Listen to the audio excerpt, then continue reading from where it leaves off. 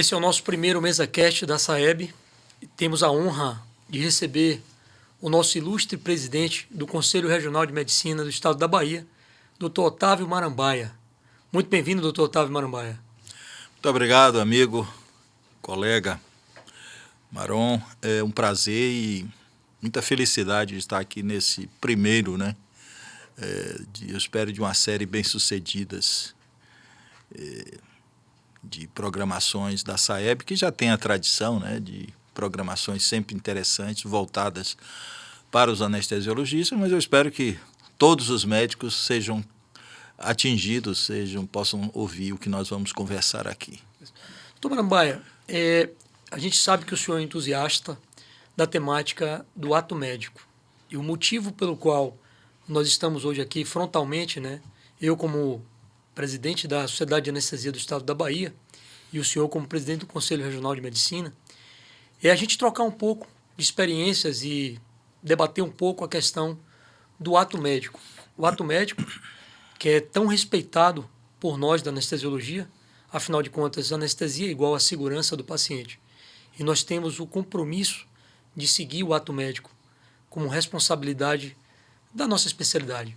Então eu queria, se o senhor quiser discorrer um pouco, de maneira introdutória, sobre este assunto, eu separei 7 perguntinhas aqui para fazer para o senhor no decorrer do nosso MesaCast. Mas fique à vontade para começar a falar um pouco. Eu sei que o senhor tem muita bagagem, muita experiência nessa temática. Olha, Maro, a medicina é uma profissão que tem, pelo menos a medicina ocidental, mais de 3 milênios. Não é pouco tempo, não é uma construção de um indivíduo, nem mesmo de uma geração. É construção de centenas, milhares de pessoas e centenas de gerações que criaram essa profissão da qual nós nos orgulhamos bastante. Durante muito tempo, a medicina foi a única profissão de saúde. Era o médico e o médico. Não existiam essas outras. Haja visto que, por exemplo, a enfermagem começou no século XIX, basicamente na Guerra da Crimeia, com Florence Nightingale. A medicina, no entanto, nunca se preocupou em formalizar a sua estruturação. E nós assistimos no Brasil, durante muito tempo, no século XX, as diversas profissões que iam saindo quase sempre do seio da medicina, começaram a se estabelecer e foram buscar descrições legais para cada uma dessas profissões. E nós médicos, talvez por esses 3.000 anos, achamos que já estava definido, todo mundo sabia o que era ser médico, para que definir, Eu mesmo, quando entrei na faculdade, eu nunca me preocupei, eu sabia que seria médico, mas nunca me preocupei em definir, E o que acontece é que, ao longo do tempo, o conhecimento deixou de ser privilégio de alguns e deixou de ser privilégio exclusivo dos médicos.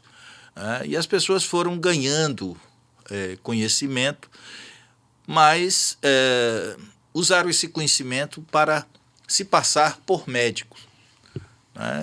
Isso ensejou uma luta da classe médica que resultou em 2013 com a lei do ato médico. Quer dizer, nós precisávamos de uma lei para dizer o que era do médico e o que não era do médico.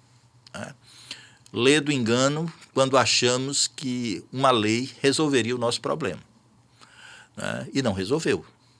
Então, hoje eu estou particularmente, porque isso é uma coisa que me encanta, porque eu sempre fui médico, mas agora eu preciso dizer o que é ser médico. E eu tenho percebido que muitos médicos talvez ainda não tenham entendido. E as pessoas gostam muito de colocar nas entidades médicas a responsabilidade por resolver, por defender esses ataques e os problemas que surgem com a prática da medicina. Então, eu estou agora numa cruzada, vamos dizer assim, para falar sobre o que é o ato médico, E aquele ato médico perfeito, que não tem nada a ver com perfeição. O ato médico perfeito é aquele ato feito pelo médico, e só pode ser feito pelo médico, que traduz a essência do que é a sua profissão, o seu trabalho, e que nenhuma outra profissão pode fazer ou tem condição de fazê-lo, que não o médico. A questão básica é: você médico, eu médico, nós médicos, sabemos exatamente qual é esse ato médico perfeito? É isso que nós precisamos conversar, discutir, propalar, para que as pessoas parem para pensar no que estão fazendo, né? E perceber que nós próprios fomos agentes de permitir que outros que não são médicos imaginassem que o nosso agir é algo simples. Exatamente. Não existe coisa simples em medicina. Todos os atos médicos são complexos. Eles precisam de uma bagagem, de uma experiência que nenhuma outra profissão tem. E é isso que a gente precisa alertar os colegas e dizer, inclusive, que nunca refiram para o paciente que um procedimento que você vai fazer é simples.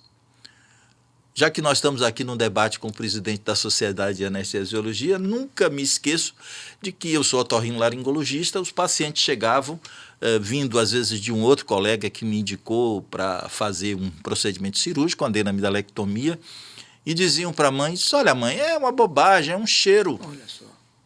E a gente sabe que não é.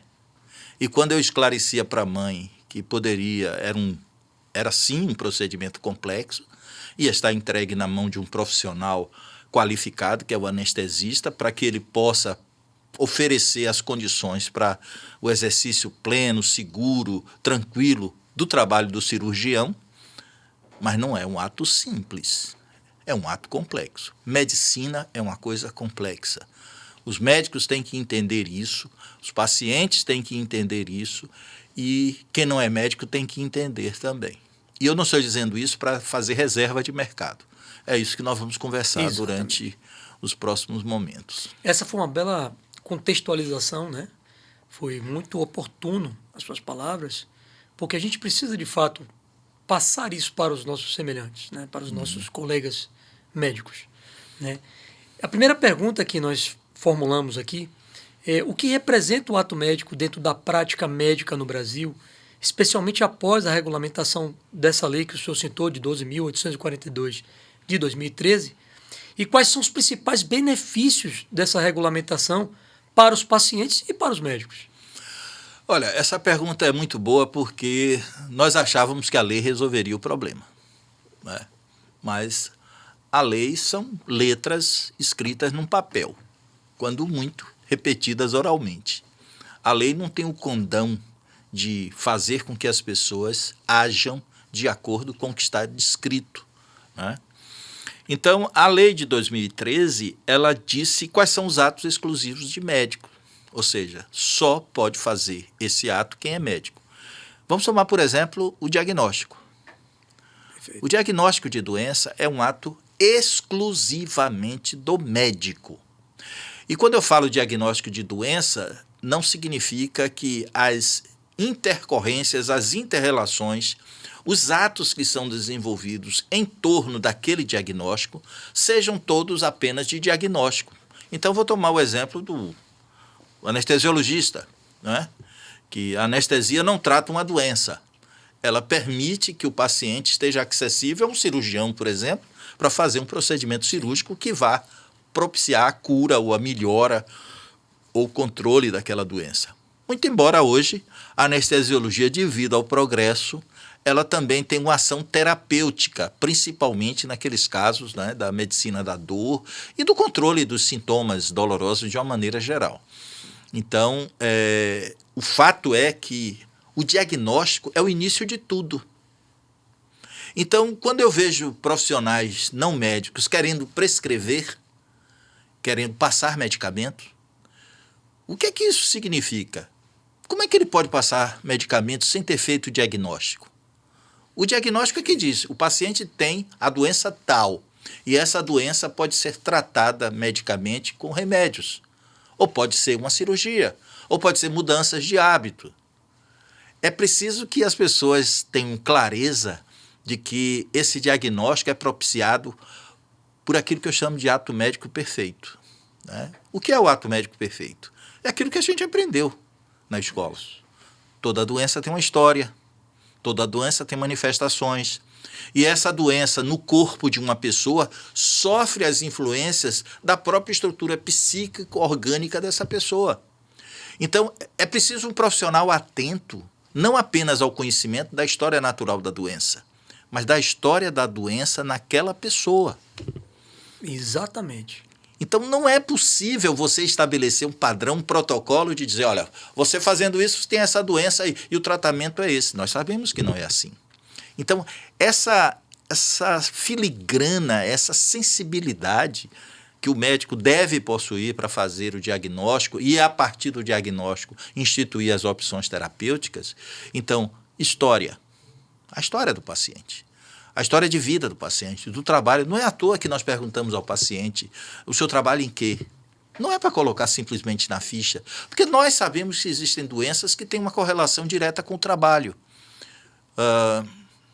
Eu, quando soube que havia uma incidência muito grande do carcinoma do rinofaringe na China, tem muito a ver com a prática do pato laqueado de Pequim.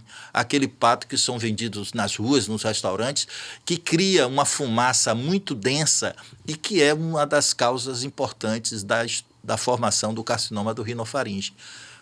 Isso se repete numa pessoa que trabalha com chumbo, numa pessoa que está numa indústria, que inala aqueles elementos que são cancerígenos ou potencialmente cancerígenos. Não dá para você fazer simplesmente um protocolo.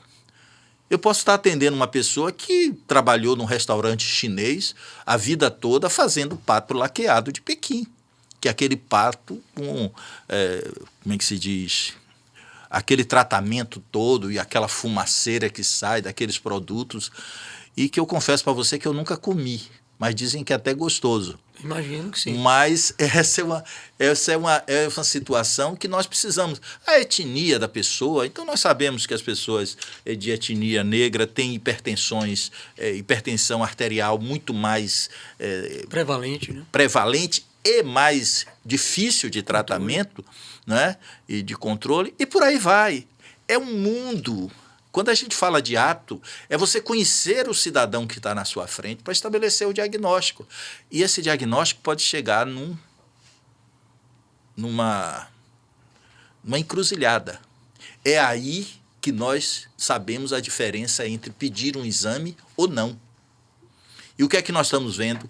Como está sendo praticado um ato médico imperfeito, os outros profissionais que não são médicos acham que podem fazer diagnóstico como solicitando o exame.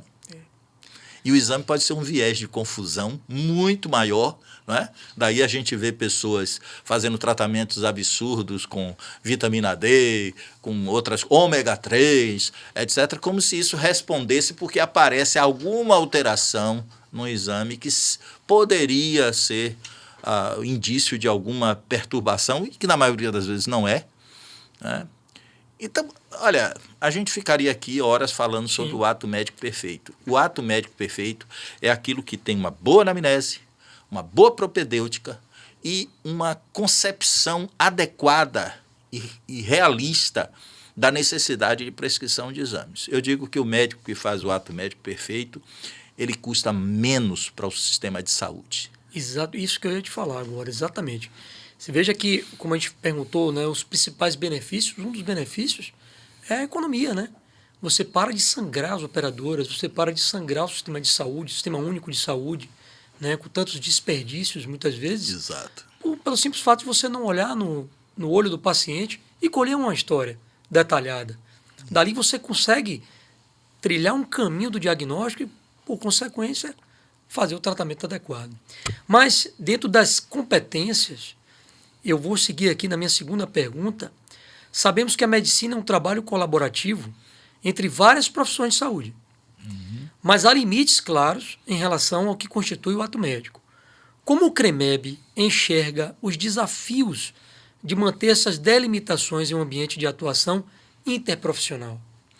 Pois é, hoje nós sabemos que nenhum médico consegue fazer o exercício da medicina sem a colaboração interprofissional, né?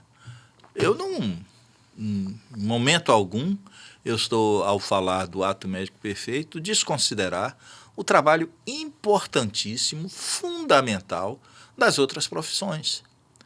E está claro que nenhuma delas é desprezível nem desprezada. Eu tenho outra profissão, eu fiz medicina já fazendo odontologia e foi uma grande coisa para a minha vida, fazer odontologia. Odontologia é uma profissão maravilhosa. Eu exerci durante mais de 10 anos, né? Graças a Deus, com muito bom resultado. Os meus pacientes, pelo menos os que eu ainda convivo, nunca se queixaram, né? A odontologia é uma profissão rica, importante, fundamental, né? Não há por que o dentista querer fazer rinomodelação, fazer cirurgia plástica de face. E eu costumo sempre dizer o seguinte, Haroldo, a importância das profissões é que cada um fazendo a sua parte, o todo vai ser muito melhor do que o que tem sido. Não tem por que um profissional que não é médico querer fazer o trabalho do médico. Não tem. Você não tem um time só de goleiros, né? De jeito nenhum, tem um atacante, exatamente. tem a lateral direito, o esquerdo, exatamente. Cada um compondo o time para fazer o gol. Exatamente. Um time que tem todos os jogadores do mesmo tipo não ganha partida nenhuma. Né? E a gente tem um inimigo comum que é a doença, o problema que afeta o paciente, e o paciente é o alvo de toda a nossa atenção. Então, antes de mais nada, eu quero deixar claro o seguinte, que todas as profissões são bem-vindas no limite das suas atribuições. Sim, e olha, há um princípio do direito, né? O direito público, só vale no direito público aquilo que está determinado em lei. Então, se está determinado em lei, o profissional pode fazer. Não é uma questão de saber. Porque, por exemplo, eu vejo muitos profissionais querendo fazer anestesia, sedação em consultório, o que é um absurdo, né? Porque as pessoas acham que isso é fácil, que é só botar uma máscara no rosto e abrir a válvula. Não é. Você que é anestesiologista sabe disso. Eu que, embora não sendo anestesiologista, convivendo no dia a dia em centros cirúrgicos, sei que aquilo é algo de muita sensibilidade e de conhecimento e de experiência e de sabedoria dos riscos inerentes àquela atividade. O que me causa mais espécie é que essas pessoas não têm essa noção do perigo. Então, eu estou aqui para dizer que é sempre bem-vinda. Eu sou otorrino, trabalho com fonoaudiólogos, trabalho com enfermeiros,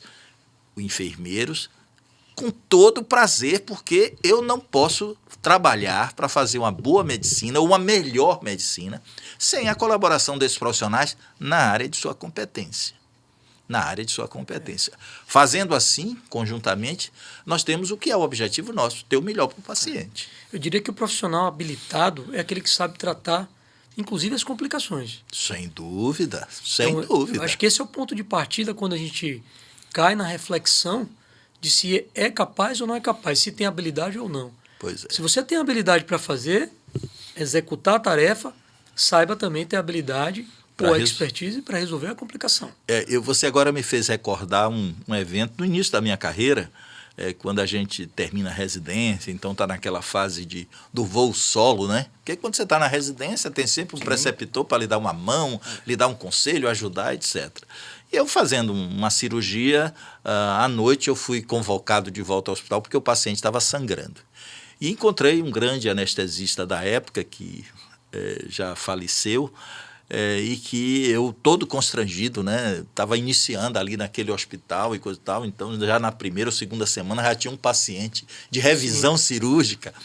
E aí terminamos lá pelas 10 horas da noite, resolvi o problema, e aí ele percebeu, ele era bem mais experiente do que eu, ele percebeu e ele virou para mim e disse: Marabaia, não se chateie com isso, não. O importante foi que você resolveu a complicação. Exatamente. E, olha, aquilo foi um estímulo precioso na minha vida. Não que eu vivesse, claro, nós vivemos de resultados também. Nós não podemos prometer resultado, mas todo paciente que eu opero de noite eu tenho que voltar porque complicou, eu tenho que melhorar meu Mas, naquele momento, eu percebi isso que você acaba de afirmar. Pode dar certo, sempre. Mas um dia que não der certo, você tem que ser capaz de resolver. E esses profissionais não têm. E eu tenho um exemplo agora que aconteceu em Vitória da Conquista, né? Uma Sim. pessoa se dizendo capaz, né? Uma biomédica, pelo que se diz, foi fazer uma loucura que eu chamo a chamada lipoaspiração de papada. Inventaram esse negócio, né? Uma região que eu, como otorrino, tenho origem, na época que eu comecei a fazer otorrino, era otorrino, cabeça e pescoço, tudo junto, não tinha especialidade de cabeça e pescoço. E eu conheço a anatomia da área e sei do que é, né? E uma pessoa que não tem nenhuma formação vai e mete uma cânula no pescoço da pessoa e causou uma lesão vascular que fez um grande hematoma. O paciente começou a ter dificuldade de respirar e foi alvo de uma cervicotomia para drenar o sangue. A paciente chegou no hospital já em parada. Felizmente foi salva pelos médicos do hospital e levou 30 dias para se recuperar, né? Essa pessoa não tem condição de fazer um procedimento desse e, felizmente, o Ministério Público e a Justiça acolheram. Ela foi indiciada em lesão corporal grave 2 vezes, né? E falsidade ideológica e exercício ilegal da medicina. Essa profissional não precisava estar se submetendo a isso. Por que ela resolveu fazer isso? Provavelmente que ela pensa que é fácil. Talvez ela já tenha feito até vários e não teve problema nenhum. Mas esse que aconteceu, ela não tinha nenhuma capacidade de resolver. E essa paciente não morreu por pouco. Então é preciso que a gente veja o que está na lei, mas principalmente tenhamos a clareza de que cada um, no seu cada qual, pode fazer bem melhor do que você tentar fazer o que é do outro e para o qual o outro foi preparado. Muitas vezes a gente, e aí a parte que nos cabe, né, a anestesia, a gente também entra nesse embate. A gente divulga muitos resultados positivos. É natural da gente falar sempre do positivo, do que deu certo.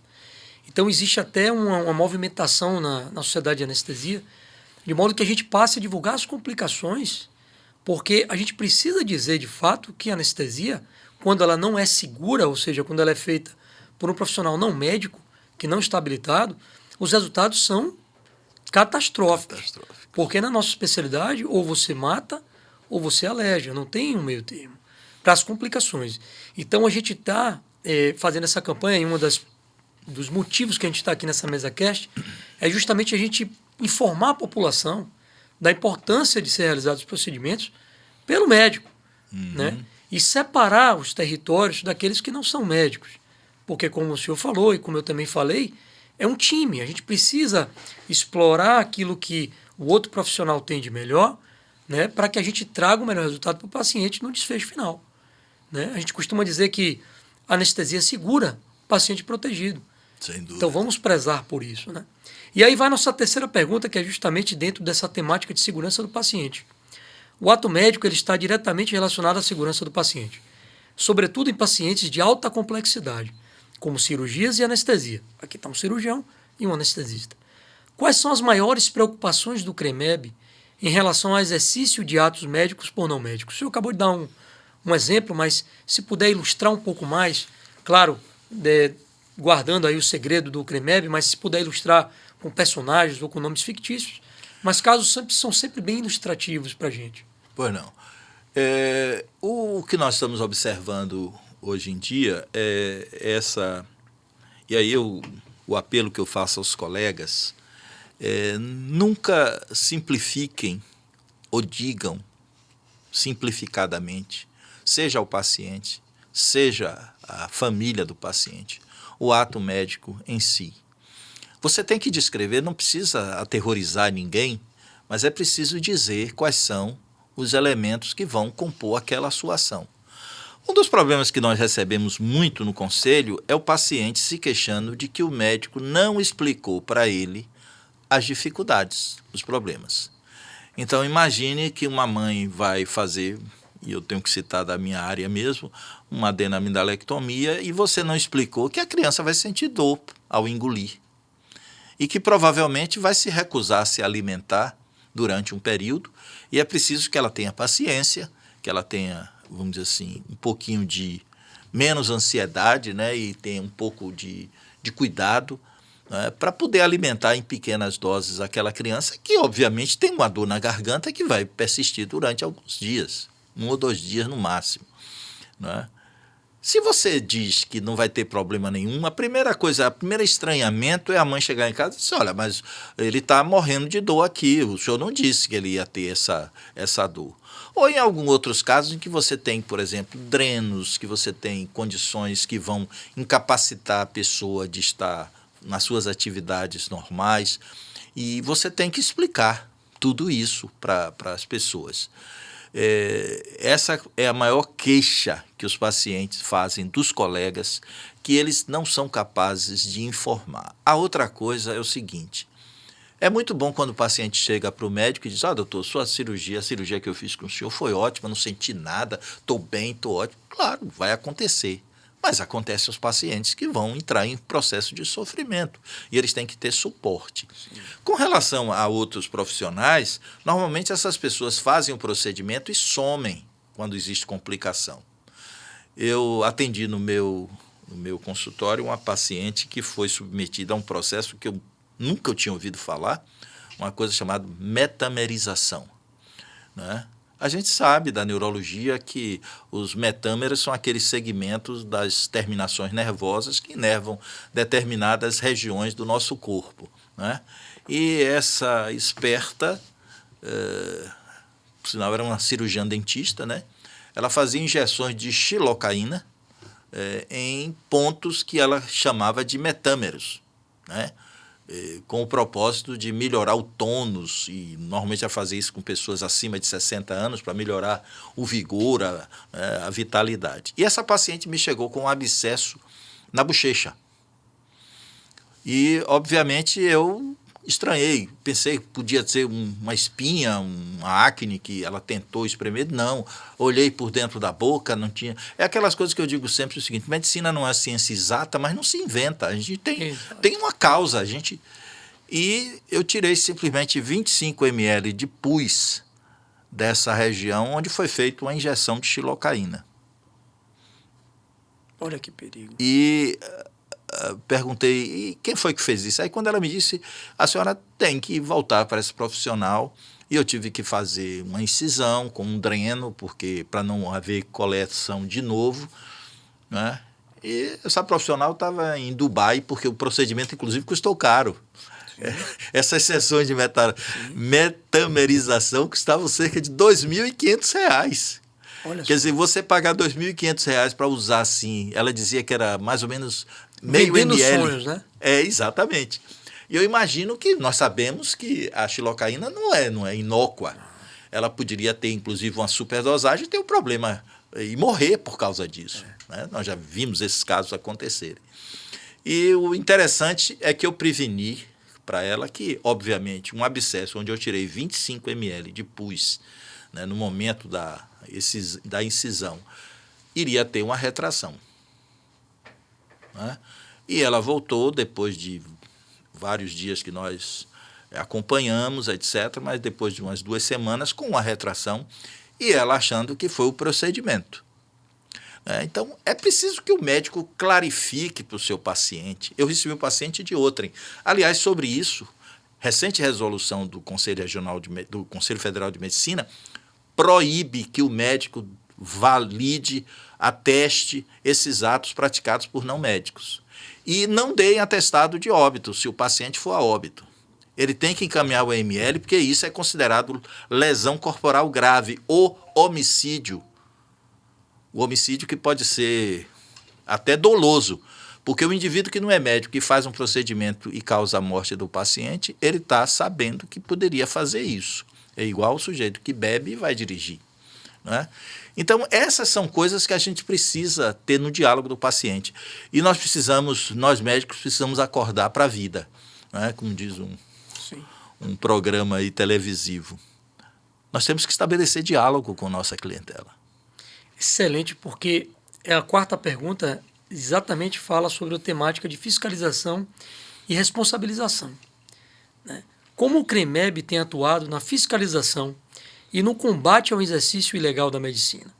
Existem desafios específicos na Bahia ou algum caso relevante que possa ser compartilhado? Você acabou de falar.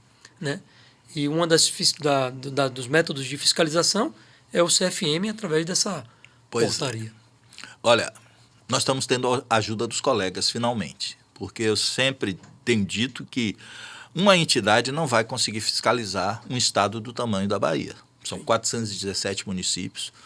Eu já viajei por todas as regiões do estado no exercício da presidência e a gente sabe das distâncias e das dificuldades.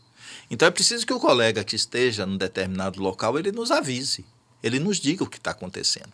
E nós, para isso, criamos a Comissão de Defesa das Prerrogativas do Médico, a primeira no Brasil, está sendo exemplo, o Conselho Federal de Medicina está criando agora uma comissão, uma coordenação em nível nacional, provocada pela Bahia. Nós temos vitórias aqui que não tem em nenhum lugar. Nós, através da justiça, nós interditamos diversos profissionais de outras áreas, né? Inclusive no caso da biomedicina, essa é a terceira, essa daí nós denunciamos a polícia, mas nós já interditamos 2 que foram julgadas e condenadas a pagar multa de R$50 mil, cada uma, por estar fazendo propaganda. E nós temos ido à justiça para fazer isso, mas nós temos tomado providências com a polícia, nós temos um convênio com, por exemplo, o Conselho de Oftalmologia, o Conselho Brasileiro de Oftalmologia, onde nós estamos fazendo esse combate ao optometrista que quer virar um oftalmologista. Prescrevendo óculos, né? Exatamente. É uma prescrição médica, né? Então, o Conselho está ativo, nós temos vários casos, o Conselho da Bahia é referência nacional nessa fiscalização. Motivo de orgulho, né? Motivo de orgulho, sim. Hoje mesmo eu recebi no CREMEB, hoje pela manhã, o presidente de um conselho aqui do Nordeste, que vieram por conta, já recebemos visita de outros conselhos, que vêm conhecer como é que nós estamos fazendo os procedimentos e ganhamos todas as ações, todas, sem exceção, porque nós estamos levando a lei. Não estamos fazendo nada fora da lei. E estamos mostrando, olha, isso aqui é a lei dessa profissão, isso aqui é a lei do ato médico. Eles estão fazendo no direito público, você não pode fazer o que não está previsto em lei. Mesmo que você diga que sabe, né? E nós estamos tendo essas vitórias. Então, o Conselho da Bahia tem feito o possível e pedido a ajuda dos colegas. Você está no seu local de trabalho, está vendo acontecer, nos comunique. Nós já fizemos prisão em flagrante de sujeitos se passando por médico nos mais diversos lugares, ações judiciais, e nós estamos tentando fazer com que todos os colegas sintam que, se eles nos ajudarem, a gente vai ajudar a medicina. Muito bom. Em relação à formação e qualificação, que também é importante, né, ao longo do nosso percurso enquanto formação, o ato médico pressupõe anos de formação acadêmica e prática, com atualização constante. Como o CREMEB enxerga o papel da qualificação médica na proteção e fortalecimento do ato médico frente aos avanços tecnológicos e às novas demandas da saúde? Pois é, a formação médica é um nó górdio. E eu sou daqueles que, durante muito tempo, lutou contra a abertura indiscriminada de escolas médicas. Perdemos essa batalha, porque o interesse econômico, o interesse político, ganhou essa guerra. Paciência. Não tem professor suficiente para o número de escolas. Não tem campo de estágio para essas escolas. Eu costumo dizer que medicina é mestre e aprendiz. Então, você tem que ter um professor, um mestre, que lhe coloque no caminho do aprendizado, juntando o conhecimento, a ciência, a experiência e o paciente. Se você não tem paciente, você não aprende medicina. A gente não aprende medicina no livro, a gente aprende medicina com o paciente. Praticando. Porque aquilo no livro tem que ser, inclusive, comprovado. Exatamente. Naquele que a gente está... Você que é anestesiologista, que lida muito com drogas, você está vendo no dia a dia se aquilo de fato corresponde à informação que está descrita. E muitas vezes isso acontece muito... Na medida em que determinados métodos são usados exaustivamente, começa a sair daquele N que gerou o trabalho científico e começa a perceber que o resultado não é bem aquele. E o médico tem essa capacidade de estar vendo o que está acontecendo com o seu paciente e dizer, opa, peraí, não é por aí que a gente tem que ir. E fazendo, inclusive, a partir disso, novas contribuições científicas. A medicina é um aprendizado permanente. Exato. Para frear isso, nós não temos como mais fazer controle, até porque o judiciário facilita isso, né? escolas são abertas ao Deus dará. Mas eu tenho uma notícia que é uma notícia boa, que é uma notícia de hoje, né, que foi aprovado na Comissão de Educação do Senado Federal. É o primeiro passo, o projeto de lei que institui o Exame Nacional de Proficiência. Ou seja, a partir da promulgação dessa lei, que eu acredito mais uns 6 meses, a gente já deve estar, e as entidades médicas estão lutando para isso, né, através da frente parlamentar. Inclusive, nós temos um conselheiro da Bahia, que é o coordenador da frente parlamentar, que é o conselheiro Antônio Meira. Nós vamos esperar que com essa lei aprovada, nós consigamos dar um freio. Né? Alguém vai dizer assim, mas a pessoa estuda 6 anos e depois não consegue passar. É mais ou menos o que acontece com a OAB, entendeu? Eu não tenho culpa, porque as pessoas... Eu sou do tempo que para você passar em medicina, às vezes você tinha que fazer vários vestibulares. Sim. E você tinha que ter uma capacidade de estudo e de interesse e de vocação para ser médico. Tem que ter vocação, você tem que gostar de gente, você tem que querer resolver o problema das pessoas. Né? Mas hoje não precisa isso. Qualquer um pode ser médico. E a medicina não é para qualquer um. É para quem quer ser médico. E eu costumo sempre dizer que o médico não é um super-herói e ele não precisa de capa, ele não precisa de roupa específica. Ele é médico. Ninguém está médico. Ou é médico ou não é médico. Eu não conheço em nenhum lugar chamar... Tem um advogado aí? Tem um engenheiro aí? Não, mas eu já vi muitos lugares, inclusive eu já fui acionado num avião, num voo internacional. Tem um médico aí? Porque alguém estava passando mal. E quem cuida de gente é médico. E lá no nosso íntimo a gente não consegue negar. Sim. É impressionante isso. Isso vem da formação, isso vem do nosso juramento, isso vem de toda a trajetória enquanto estudante. Né? A gente isso não vem consegue da vocação. Se sabotar. Não consegue. Não é isso? Em relação ao SUS, em alguns contextos, como no SUS ou na rede privada, observamos tentativas de delegar atos exclusivos do médico a outros profissionais. Muitas vezes ou por falta de recursos ou por equívocos na gestão. Como o CREMEB atua para orientar os gestores e garantir o cumprimento da legislação do ato médico nessas situações? Isso aí é um ponto muito interessante. Isso é um ponto que dá muito pano para manga. Veja bem, o que nós estamos vendo hoje nessas intromissões profissionais em outras áreas é derivado do serviço público. Nós temos o Sistema Único de Saúde, que quando a gente fala assim, as pessoas pensam que a gente está sendo contra o SUS. De maneira nenhuma. Eu trabalhei durante mais de 30 anos num hospital que atendia basicamente pacientes de SUS e não sou absolutamente, eu sou até um fervoroso adepto do SUS. Acontece que no Brasil a gente tem esse dom de pegar boas ideias e jogar no lixo.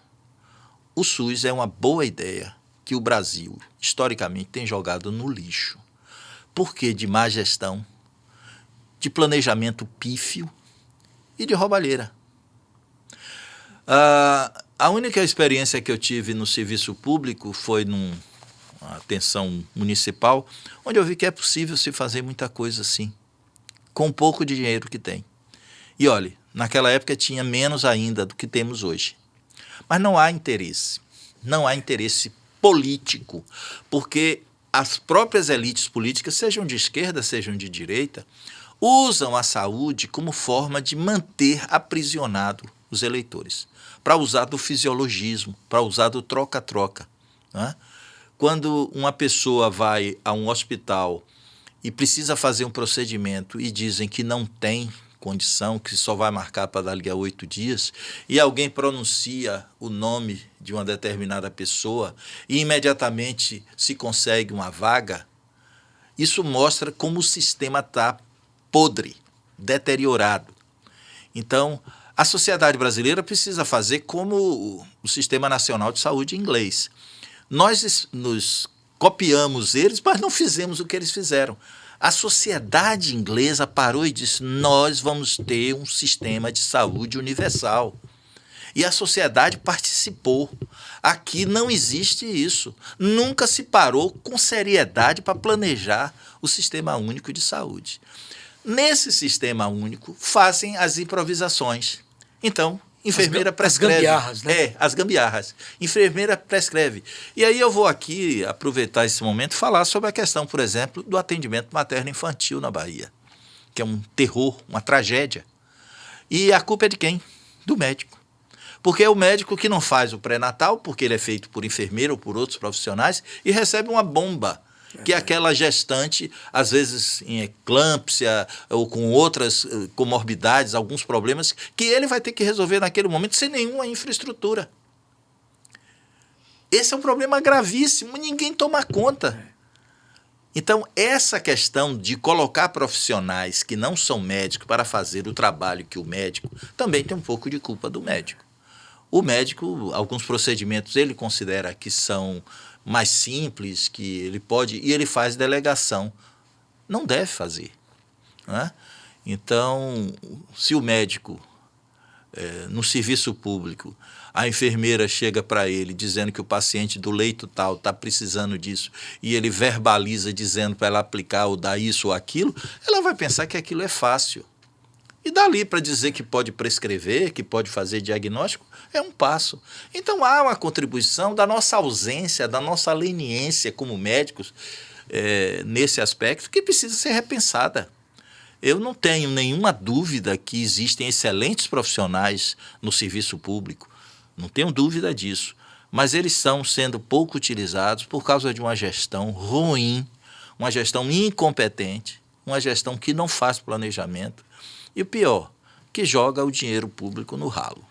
Isso afasta os profissionais médicos, né, de trabalhar no Sistema Único de Saúde, ou por uma questão de filosofia de vida, ou por uma questão financeira, e cada vez mais esses espaços estão sendo ocupados por esses não médicos, né? Só que o desfecho, quando desfavorável, quando você tem uma complicação, a sociedade toda vai pagar por isso. Com certeza. Porque este desfecho, esse produto deste desfecho, seja um idoso que terminou ficando sequelado, ou uma criança que nasceu prematura e vai ter problemas aí pro resto da vida de saúde, a sociedade vai arcar, porque vai arcar como? Vai arcar com os impostos, gastando esse dinheiro para poder compor esses pacientes que vão ficar internados 1, 2, 3 anos, muitas vezes, né, ocupando ali leitos de pessoas que poderiam ser beneficiados. Então, é muito importante e cabe a reflexão nesse momento, né? Por isso que, novamente, eu reforço a ideia desse MesaCast. A gente pretende percorrer aí por diversas esferas de especialidades e eu agradeço mais uma vez a presença. Vamos agora falar um pouco do futuro, que é a nossa última pergunta, né? Quais ações o senhor acredita serem essenciais para reforçar a importância do ato médico nos próximos anos? Como as sociedades médicas, como a SAEB, podem colaborar com o CREMEB nesse processo? Olha, isso é uma coisa muito, muito importante. Eu vejo o futuro, principalmente agora com essa história da inteligência artificial. Aliás, eu estou me debruçando para escrever alguma coisa sobre autonomia médica e autonomia do paciente. Autonomia de uma maneira geral, né? E a inteligência artificial está entrando aí como uma cunha, né? E eu costumo sempre dizer que a tecnologia não pode ser, de maneira nenhuma, entendida como uma ameaça ao trabalho médico. Porque ainda não existiu, desde que o primeiro médico apareceu, pelo menos achou que era um médico, né? Que é aquele ser humano que vai ouvir outro ser humano. O computador pode até criar uma voz artificial e você contar suas mágoas e ele dá aquelas respostas prontas, né? No seu algoritmo, né? Exatamente. E a gente tem que trabalhar com essa visão de futuro. Agora, nada, absolutamente nada vai substituir a ação do médico diretamente com o seu paciente. Há um retrato de um pintor americano que já tem sido visto, que mostra na penumbra a família sofrendo e o médico segurando a mão da paciente como o último e único ato que ele pode fazer, porque naquela época, pelo que dava a entender, no século XIX, não tinham recursos para tratar o problema que uma criança estava apresentando e que estava ali o médico no único ato que ele podia fazer, que era estar segurando e dando apoio àquela família e àquela criança já numa fase terminal. E eu não estou falando que o médico só vai ser importante na fase terminal, mas o médico tem pelo menos 5 ações que são fundamentais e que nenhuma tecnologia no futuro vai dispensar isso. Ouvir o paciente, ver o paciente, olhar para o paciente, tocar o paciente, transcender o ato médico na solidariedade, na compaixão que ele deve ter pelo paciente. E as sociedades científicas, elas precisam ser menos científicas nessa formação, ou pelo menos nessa colocação para o médico do que ele precisa para ser um excelente técnico. Sim. Né? Se nós formos nos considerar técnicos, como técnicos seremos cobrados. Mas se nós formos médicos, nós vamos dar ao paciente algo muito mais do que a técnica. Né? Eu não vou falar nem do cheirar, porque muitas doenças têm odor. Não é? Mas o médico, ele não pode prescindir dessa coisa valiosa que são os sentidos e que fazem com que nós nos comuniquemos como humanos que somos. Eu não gosto de falar desse negócio de humanização. Ora, humanização subentende que não é um humano que está ali lhe dando atenção. É por isso que eu não tenho receio da tecnologia. Eu acho que a tecnologia deve ser achada, deve ser usada, deve ser proposta. Claro, uma cirurgia robótica a gente está vendo que tem resultados bons com menos trauma para o paciente. Os algoritmos que a gente conhece de doenças vai facilitar o nosso diagnóstico com mais rapidez. No entanto, nada disso pode substituir essa interação entre o médico e o paciente. Aí eu me lembro de um colega que, quando eu entrei já no trabalho médico, ele já tinha mais de 30 anos de formado, e ele dizia o seguinte: nada substitui a conversa do médico com o paciente. Nada. Aí eu, brincando com ele, que eu sou otorrino, disse: e o paciente surdo? Ele lhe vê. E o paciente cego? Ele lhe ouve. E o paciente que é cego e surdo, ele sente seu toque. Ou seja, enquanto houver a relação médico-paciente, a gente não precisa temer, a gente não vai ser ameaçado. De jeito A nenhum. inteligência artificial ela vai vir como uma bagagem, como uma ferramenta para nós.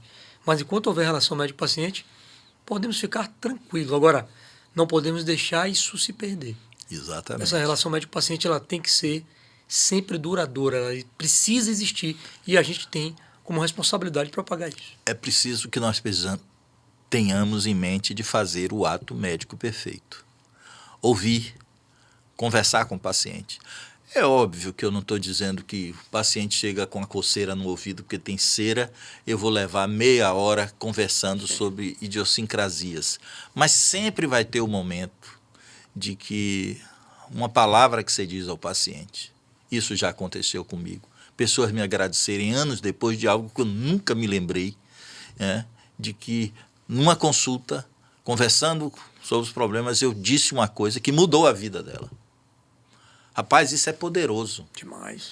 E eu acho que nós médicos precisávamos recuperar aquilo que foi o objeto do discurso entre Apolo e Asclépios.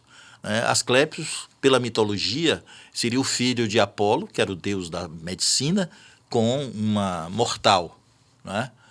E Asclépios, um belo dia, diz para Apolo que quer ser médico. E aí Apolo diz: você quer ser Deus também? E aí ele começa a fazer um discurso que eu acho que todo estudante de medicina deveria fazer no primeiro ano. Você quer ser médico, meu filho?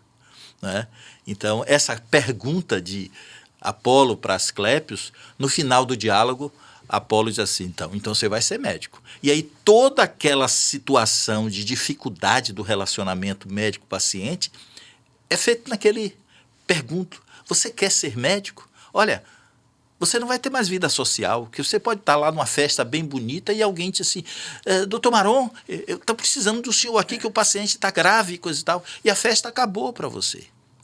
Pode ser uma pessoa ruim, que você não gosta, que está na situação, você vai ter que ir.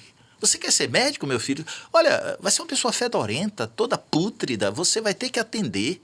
Você quer ser médico? E essas perguntas vão desnudando, né?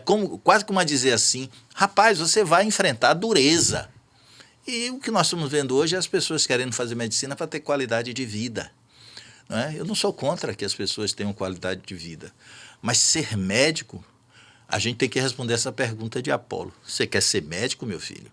E vai desfiar o rosário de coisas que você tem que, inclusive, renunciar para ser médico. Como quando eu estava num avião, viajando de férias, alguém pergunta se tem um médico. Como você referiu, eu senti aquela sensação de, não, eu estou de férias, né? Mas parece que uma mola na cadeira me levantou para eu ir ver.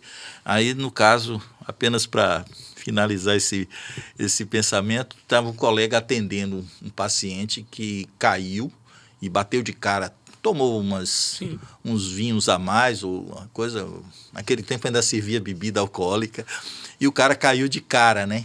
E o sujeito que estava atendendo ele era um patologista. Aí quando eu cheguei, ele disse, qual é a sua especialidade? Eu disse, só torrino. Então é com você. Deixou o cara com o nariz sangrando na minha mão. Então, naquele momento, a não sei quantos mil metros de altura, já no espaço aéreo de um país estrangeiro, eu não deixei de ser médico. Então é algo que é alguma coisa que depois que amálgama na sua alma, no seu corpo, ninguém consegue largar. Isso aí é uma... E mesmo de férias, mesmo lá relaxado, fomos lá atender aquele coitado que eu vinha saber que usava uma medicação controlada e foi misturar com álcool e levantou para ir ao sanitário e nesse meio caminho ficou tonto, caiu, né? Felizmente não foi nada mais grave, mas eu estava lá como médico. Então, respondendo a pergunta de Asclépio, eu acho que todo médico deveria procurar esse discurso de Asclépios, e os gregos são sensacionais, porque eles nos ensinam tudo, né? E esse diálogo, porque a gente fala do discurso que nós fazemos, o juramento, né, de Hipócrates, mas o juramento de Hipócrates é o ápice desse discurso. Né? Quando você chega e que vai tudo isso, aí vem o juramento, que aí você vai ter que ter todo aquele cuidado com o paciente, o respeito, a privacidade, e por aí vai. Mas a gente só faz o juramento. Esquece de todo o interrogatório que o pai de Asclépios fez para ele. Precedeu o juramento. Precedeu o juramento, exatamente. Doutor Marambaia, muito feliz. A Sociedade de Anestesia realmente assim, pontuou com essa entrevista, né, com esse MesaCast, e a gente só tem a agradecer, né, na figura do senhor, né, com toda a bagagem, com tudo que o senhor falou, um entusiasta dessa temática ato médico, e a gente precisa de profissionais como o senhor, não só atuando na ponta na medicina, mas também nas sociedades. A gente agradece de coração a presença do senhor. Muito obrigado por esse discurso, por essa conversa, por esse bate-papo, como queira chamar, foi muito proveitoso para nós. Muito obrigado. Eu aqui agradeço. E o CREMEB está sempre à disposição, e eu particularmente. A Sociedade de Anestesia, aliás, é um exemplo para as outras sociedades. É bom que se diga. Eu gostaria que todas as sociedades científicas tivessem um comportamento coeso, e vocês têm. Não que vocês sejam perfeitos, né? Afinal de contas, esse pessoal que fica usando gás, assim... Mas, sem dúvida alguma, Maron, vocês estão de parabéns. E a Sociedade da Bahia, inclusive, né, que tem você ponteando como presidente, mas tem uma história de personalidades que presidiram essa sociedade e que representa aquilo que todo jovem médico deveria pensar em participar das atividades do sistema de entidades médicas, porque a medicina está sob ataque e ninguém virá nos socorrer, a não ser que nós próprios médicos nos tornemos, né, coparticipantes dessa luta. Muito obrigado. Estamos juntos. Muito obrigado. Esse foi o nosso primeiro episódio do MesaCast Saeb com o CREMEB. Traremos outras oportunidades a seguir com outras profissões, com outras especialidades e com outros temas relevantes para o contexto não só médico, mas para o contexto da Sociedade de Anestesia.